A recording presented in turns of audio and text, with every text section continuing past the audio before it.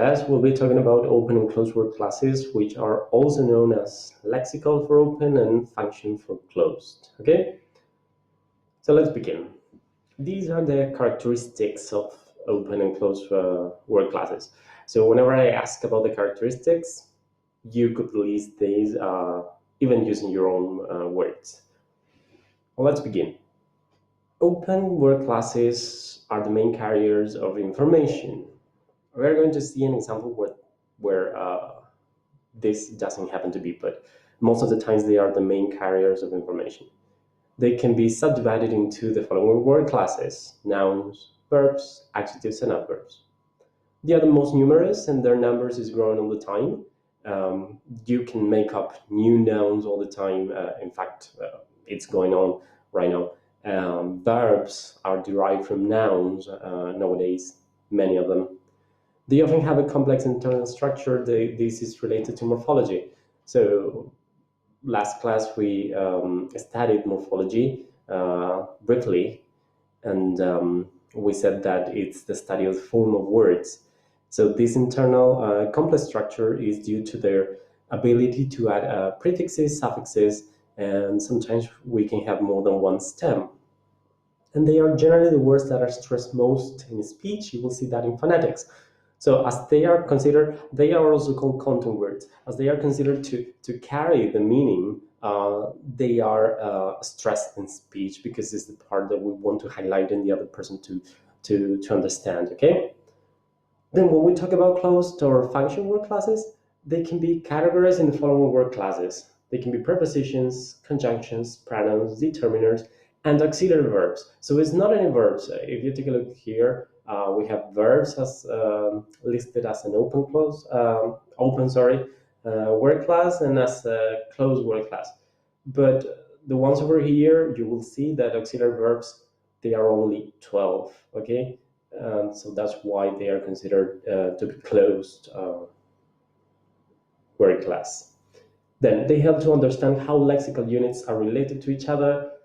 They carry important meanings. Sometimes those meanings have to do with cohesion. Yes, how we join one part of a sentence to another one, or one part of a clause to another one. And they have a very limited and fixed membership. It's not very easy to come up with a new pronoun out of nowhere, with a new or a new determiner article. Yeah, so that's why they are considered to be closed, basically because we can name them all. Okay. If you want to go deeper into this theory, it will be a good idea for you to read sections 2.2.2 and 2.2.3 on open and closed word classes. All right, go to your booklets. Now, these are the categories of words we are going to be dealing with during this first semester. Ideally, if we have enough time to finish with all these topics.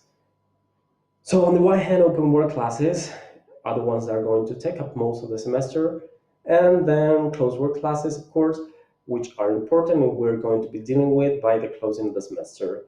So it's important that you remember them, that you know the characteristics, that you practice them, that you read about them, okay? So let's go to an example. In this example, I would like you to take a look at it carefully and try and underline all the open word classes. All right? So how many of them you can recognize? If you want to, you can stop the video here and then continue. If you recognized these ones as open, then you were correct, you were right. All the other word classes are closed, okay? Over here we can have a verb, the same verb, another verb, a proper noun. So it's not that you can create many other Justins, but it's just that proper nouns are practically endless. A new name is created all the time, all right? And well, then the rest is just verbs, another over here, okay? So take a look at this example and see how, even though we have the carriers of information in the open word classes, all the other words which are closed word classes, they do have a function in our clauses, and eventually we wouldn't have any message here. We wouldn't have all the closed word classes. So the idea that open word classes are the main carriers of information, it's true, but up to what extent? All right. So don't take anything for granted in grammar or in any other of the subjects. Ask yourself. Try to go deeper into these topics, and of course, you can always contact us, teachers, if you're having doubts, if you're having problems, or if you have any other question related to this. All right. Now, there are a couple of tests that you can do to decide what category the word belongs to. So we have these two types of tests: the semantic test and the morphological test. Then, when we move on the development of the topics, you will see that there's another test, which is the syntactic one, which you can do to tell which category any given word belongs to. All right. So the semantic test, basically, you should ask yourself, do I know the meaning of the word?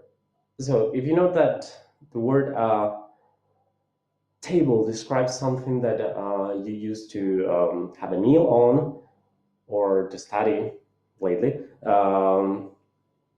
so probably you can realize that it's a noun and you don't need to do any other tests for it, okay?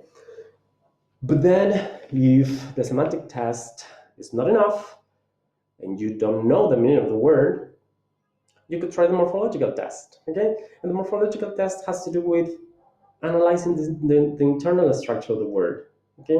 What forms does a word have? Does it have any other form besides the one that I'm taking a look at? So for example, if, taking an example from the previous class, if we say decentralization, well, you know, after studying and revising, that the ending "tion" describes a noun or is used for nouns. Okay, so you know that that word is going to be a noun, even though you might not know what that word refers to. Okay, in this case, the word tastes good. So, how many words in English do we have? How many categories of words in English do we have that finish in S? I can think of two right now. I can think of nouns whenever they are in the plural form, or I can think of verbs whenever they are in the third person singular. If we replace the water for it, we get to know pretty easily that tastes, in this case, is a verb in the third person singular. So, semantically speaking, tastes is perceiving the flavor of something, okay? Something you do with your mouth, with your tongue. And morphologically speaking, an inflectional S after the third person singular indicates the presence of a verb, okay? And probably then trying to do another test, for example, the word good, semantically speaking, describes something positive, something in this case that pleases us. And then morphologically speaking, well, this is a bit tricky because what is the comparative form for good? It's an irregular form, it's better. So morphologically speaking might be difficult. But syntactically speaking, when we get there, you will see that after verbs like this one, it's pretty high the chance to find an adjective right after it, okay? So both semantically, morphologically, if you know the comparative form, and syntactically, we can guess that good is an adjective, all right? Now, verbs. Morphological test for verbs, lexical verbs, have different forms that signal tense. And don't get thinking about the word lexical right now. We're going to be dealing with this in the next class. But morphologically speaking, then verbs have different forms that signal tense, aspect, voice, and person. So the endings, the famous endings for verbs, the ed ending would be the indication of either a verb or an adjective. An s ending would be indicating the presence of a plural noun or a third person singular verb. Okay, an ing ending would be describing a would indicate the presence of a verb in the participle form or an adjective as well. Okay, and then the voice, active passive voice. Okay, so all these morphological tests have to do with taking a look at the word and trying to identify the prefixes and the suffixes. Okay, that will be the affixes.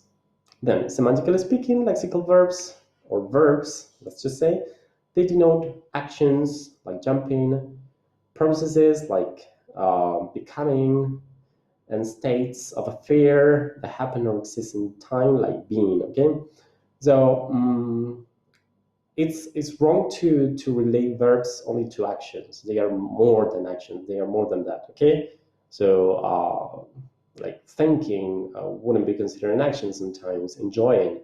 What about hearing, seeing? Okay, so there are verbs, screaming, that do not refer only to actions but to processes and states. Okay. Then, whenever we're talking about nouns, morphologically speaking, nouns take inflectional suffixes for plural number. That is the s most of the times. Though we have irregular plurals. And the genitive case, probably you know with the name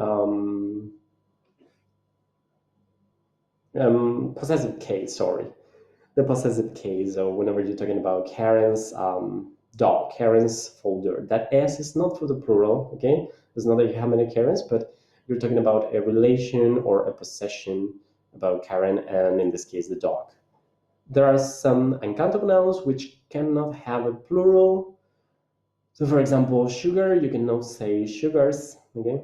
Nouns quite often contain more than one morpheme. So, for example, suffixes, we already have more than one morpheme here, okay? Uncountable, no, that's an adjective. But okay, I cannot think of decentralization. I can only think of roundabout. It's another one. It's another noun with more than one morpheme. Okay, even though English is it's a language which is highly monosyllabic. Then, semantically speaking, nouns commonly refer to concrete physical entities, and then they can also denote abstract entities. So, if going back to the example that we had there a moment ago, it was a name Justin. Justin is a physical entity. Okay, it's a man.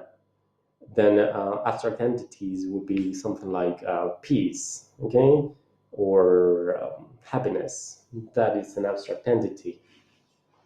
Then, going to adjectives. Many adjectives contain the inflectional suffixes er and est for comparison and superlative. So whenever you see a word that finishes in er or est, there are many probabilities for it to be an adjective, especially for the est ending. But the er ending can describe professions. I cannot think of one now, but you have some nouns that finish in er o or or. The writer, for example. Okay, writer is not a comparative adjective. Writer is a person who writes. Okay. And thematically speaking, adjectives describe the qualities of people, things, and abstractions. Okay, so a good writer, a an awful writer, a big table, this absorbing happiness. And then adverbs. Morphologically speaking, many adverbs are formed from adjectives adding the suffix ly. So whenever you see a word that finishes in ly respectively, for example, most probably is going to be an adverb. Then a few adverbs allow the comparative and superlative forms with the er and est endings. Once again, Whenever you see an ER or EST, it might be an adverb. But probably a syntactical analysis would help us guess or will help us identify the word we are dealing with. And semantically speaking, adverbs are really complex. They can express the degree of the following adjective or adverb. So a very difficult situation. Okay, so in that case, very indicates the degree of difficulty in this case. They can also express notions such as time, tomorrow, place, here or there, manner, quickly. They can convey the speaker's or writer's attitude, unfortunately or fortunately, or a connection with what was previously said. However, nevertheless, okay?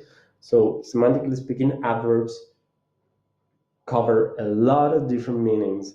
Don't worry, we're going to be analyzing every type of, every category of words in upcoming classes. Now, what I would like you to do here is to identify the category of word, the ones that are underlined. Okay. If you want to, you can pause the video here, try to guess, and then continue with the video. Okay. If these were your answers, then you were right. If you have any question, go to the forum, ask, and any classmate can answer, or I will answer if I see your doubt there. Okay. We're going to keep on practicing this. Don't worry.